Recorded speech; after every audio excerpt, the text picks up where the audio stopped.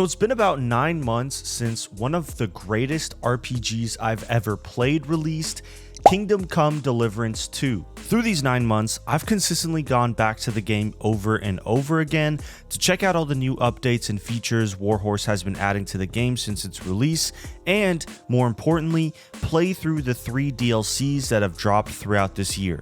Now, with this last DLC released just a couple weeks ago in Mysteria Ecclesia, Warhorse has officially concluded DLC support for KCD2 just 9 months after release. So since we're officially at the end of new content for this game, I thought we should go back, revisit the game, all its systems and features, talk about the new DLCs, and more importantly, give Come Deliverance 2 a final review 9 months later. If you like this type of content, make sure to hit that like button and please consider subscribing to see more content like this. We are so close to 1,000 subscribers. Every single one of y'all helps me out. Now, back to the video. First, I do want to talk about the newest DLC, Mysteria Ecclesia.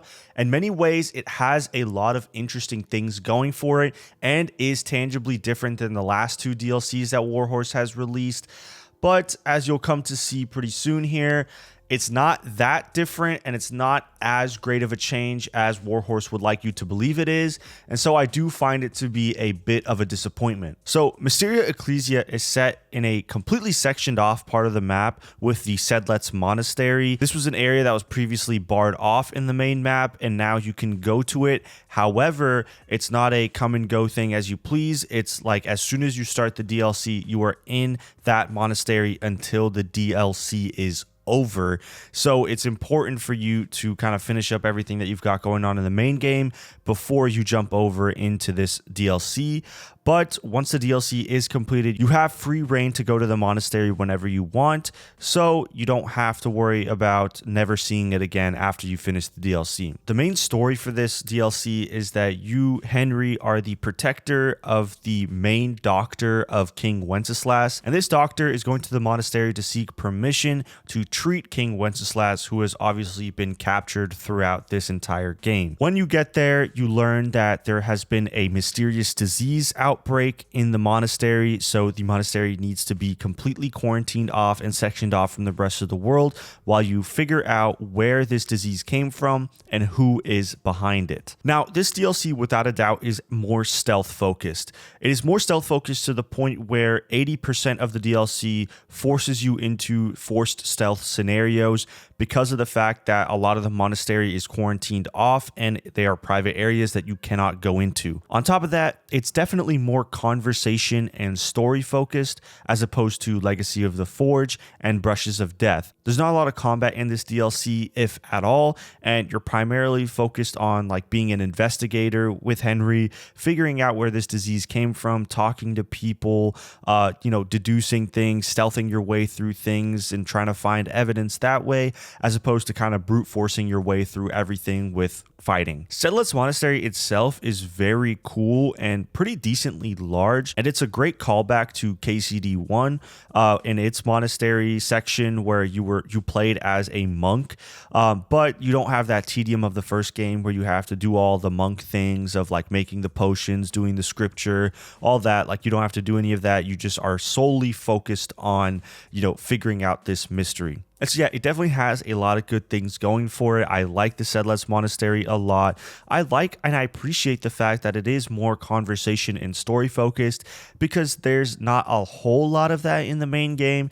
Like obviously there is a lot of talking and a lot of conversation and story, but it is also almost always paired with combat. So having just straight up conversation and story being the main focus of a DLC without even having to really worrying about the combat, you lose all your gear before you start this DLC. You will get it back, but you do have to like give it up before you go into the monastery. So you are without like any of your swords or armor, things like that. That I really do appreciate. But unfortunately, it is just not as good as Legacy of the Forge, and it really didn't hit the mark for me. As much as I think the story sets up to be really good, it really does feel like another side quest, kind of like Brushes of Death. There's not a whole lot of stakes. There are some cool new cutscenes and things of that nature, but still it just feels like this was a bunch of fetch quests, and there wasn't a whole lot going on, and you only could focus on the main quest. Like, you're in this brand new area, there's like one side quest you can complete. Other than that, there's absolutely nothing for you to do in this monastery except for going through the main story. There's no new gameplay features aside from the access to the monastery as well. So unlike Brushes of Death, where you got access to shield painting, and like Legacy of the Forge, where you got the whole Forge mini game and could now like upgrade your Forge and make it like kind of Henry's home, none of that is here. It is just a simple sectioned off, quarantined off story, which like is a bit of a disappointment for, the $15 I'm paying for it. And yeah, like I mentioned earlier, the story itself does start off interesting and mysterious at first, but it definitely quickly devolves and was incredibly easy to determine who the villain was. There's not a whole lot of characters that you experience during this DLC, and you can kind of tell, that like, oh, this person is like acting a certain way, whereas Henry and the person that he's bodyguarding are like kind of acting another way. So you kind of can deduce like who's going to be the villain, but you don't find out till the end of the DLC. But still, like, it was pretty easy to spot and was a little bit disappointing. And look, at the end of the day, this DLC was still incredibly short. I think I clocked in like 8 or so hours for the DLC, which doesn't seem that short of a DLC. But when you factor in the fact that you were sectioned off in this monastery and there was nothing to do in that monastery aside from complete the main quest, it definitely felt as though I was kind of rushing through it because there was nothing else to do. If they gave some more side quests, like, there is a disease outbreak in the entire monastery. So maybe part of the side quests are helping the sick and figuring out what you can do for them. And maybe that'll help you get your alchemy skill up or whatever it may be. There is ways for them to flesh out this story, flesh out the monastery more, give you more of an incentive to explore the areas and the surrounding areas around it. And, not just blaze through the main quest line without worrying about anything else, because that's how I played it. And I just felt as though it was missing some of that Legacy of that Forge, like activity stuff, like where Legacy of the Forge had the, blacksmithing stuff where you take jobs and things like that for people around Kuttenberg. This could have had kind of something similar where you're like treating medical patients, or, there's just good side quests. Like, it's a pretty big map. It's obviously not nearly as big as Kuttenberg or anything like that, but still, like, the monastery is beautiful. It's pretty decently sized. You could definitely find a way to add side quests and flesh out some of the random characters that are in the monastery that maybe don't play as big of a role in the main quest. But unfortunately, I feel as though the issues with Mysteria Ecclesia kind of have permeated and have been present all the way since the first DLC that released in Brushes of Death. All 3 of the DLCs kind of do feel like side quests in a way. None of them really have that long of a main story, and what you do in them isn't that great. Legacy of the Forge had the upper hand with it being kind of like an end game thing where you build out Henry's home in Kuttenberg, but still, even with that, after you finish up the main story, there's not really much of incentive to keep playing those blacksmith activities because you're basically max prestige and you've upgraded or unlocked everything you can for the Forge. So there's not a whole lot of incentive to keep doing those activities outside for the love of the game because there's nothing to work towards. With Brushes of Death, I just felt as though the story was just straight up bad. It was pretty nonsensical. The character that you kind of interact with the most didn't really make a whole lot of sense, and the quests themselves were just a series of fetch quests. It was getting this for that person, and we're getting that for that person, and it just kind of felt boring. It was also split between the 2 maps, which like is fine if you're like starting the game and you're playing through the game with the DLC. But as for me, I used an end game save, so I had to go back to the old map and then complete, that section of the DLC before going back to the new map to complete that section of the DLC. It just felt a little menial, felt a little mindless, and again, I really don't think Brushes of Death was that good at all. And so with all this being said, I can't help but really feel disappointed on how the DLC for Kingdom Come Deliverance 2 shaped up to be. I understand how these were shorter DLCs, and they were priced as such for the most part, aside from Mysteria Ecclesia that was $15, which I really don't think was worth it. But for a game like Kingdom Come Deliverance 2 that has these dense of systems, has such a beautiful and immersive world, and such an amazing and reactive main story, expansions like Witcher 3's Blood and Wine should have been the goal.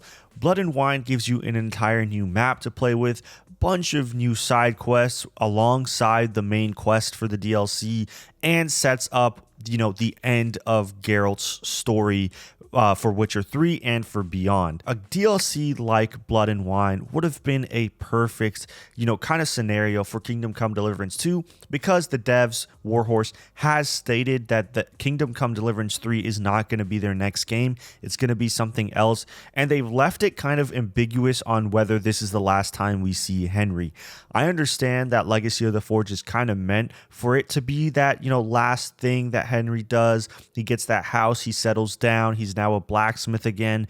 But I feel as though they could have made it a little more grandiose and given Henry that goodbye that I think he deserves. I totally would have been fine if they took a year to drop the first expansion, but gave a new area to explore, like Blood and Wine or Phantom Liberty in Cyberpunk 2077, and had a solid 20 hours of gameplay and story to chew through.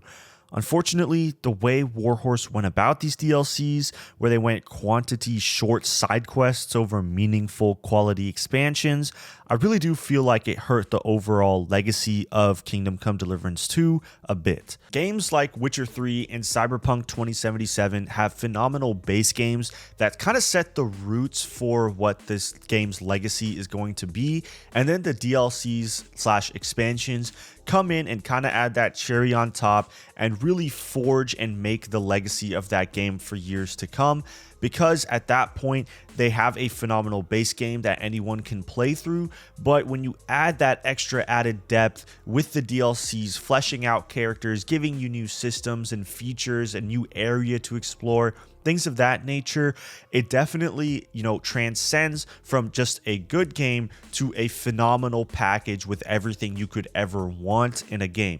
I think Witcher 3 and Cyberpunk 2077, granted they are both from CD Projekt Red, express this idea perfectly. Blood and Wine is just a phenomenal DLC and a phenomenal expansion in general, and really does bring together everything that The Witcher 3's base game had and expands on it in ways that really does make you feel like you're playing almost a completely new game, but have it still feel familiar. The same can be said about Cyberpunk 2077.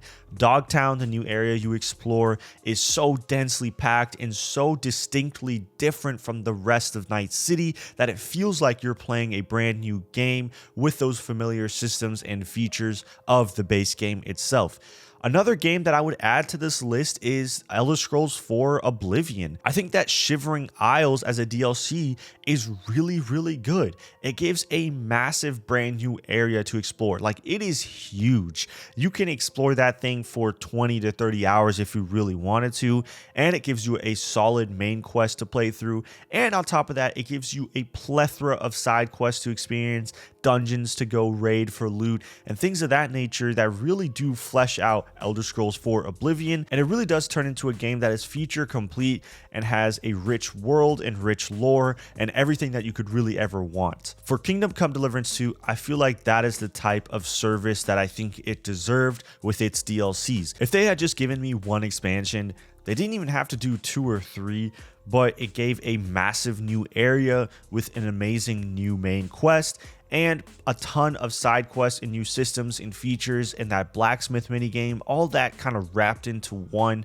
And even if it was a price of $30 or $40 for the expansion, I would have happily paid that, because I would essentially be getting a whole new game with it. I feel as though dropping these 3 DLCs in the span of 9 months and then calling it a day for content for Kingdom Come Deliverance 2 is a little short-sighted, and it doesn't give Kingdom Come Deliverance 2 the service that I think it deserves.